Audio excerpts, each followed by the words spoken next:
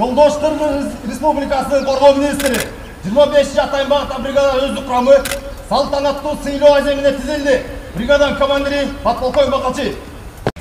Мы являемся миротворческими силами от воинского контингента Кыргызской Республики.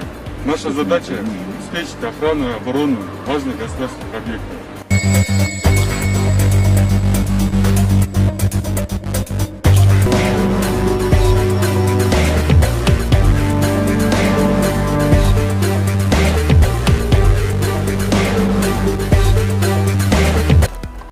Эки миң жыйырма экинчи жылдын 9 апрелинде Кыргыз Республикасынын Коргоо министрлигинин 52-806 аскер бөлүгүнүн аймагында ЖККнын тынчтыкты сактоочу күчтөрүнүн курамында Казакстан Республикасындагы кырдаалды турукташтыруу боюнча милдеттерди ийгиликтүү аткарган аскер бөлүктүн өздүк курамын сыйлоо иш-чарасы болуп өттү.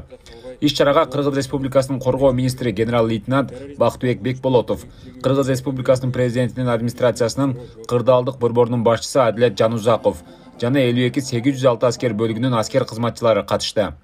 Генерал-лейтенант Бекболотов өз сөзүндө ЖКК тынчтыкты сактоо күчтөрүнүн курамында коңшу республиканын аймагында коюлган милдеттерди аткарууда аскер кызматчыларынын күжүрмөн даярдыгынын жана аскердик тартибинин жогорку деңгээлин белгиледи. Салтанаттуу иш-чарада тынчтыкты сактоочу контингенттин өздүк курамы мамлекет башчысынын атынан баалуу белектер менен сыйланышып, иш-чара аскер кызматчылардын өздүк курамынын салтанаттуу жүрүшү менен аяктады. Эске салсак, ушул жылдын январ айында Жамааттык коопсуздук кызматташтык уюмуна мүчө мамлекеттердин тынчтыкты сактоочу күчтөрү Казакстандагы стратегиялык объектилерди кайтарууну жана коргоону ишке ашырган. Кыргыз аскер кызматчыларына Алматы шаарындагы ТЭЦ-2 кайтаруу милдети жүктөлгөн болчу.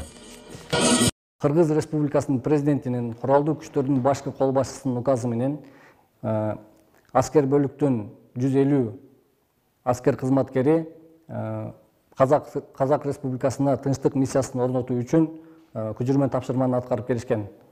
Бүгүн өзүнүн артыкчылыгын көрсөткөн аскер кызматкерлерин президент Кыргыз Республикасынын президенти тарабынан жана Коргоо министри тарабынан сыйлоо аземи жүрүп жатат.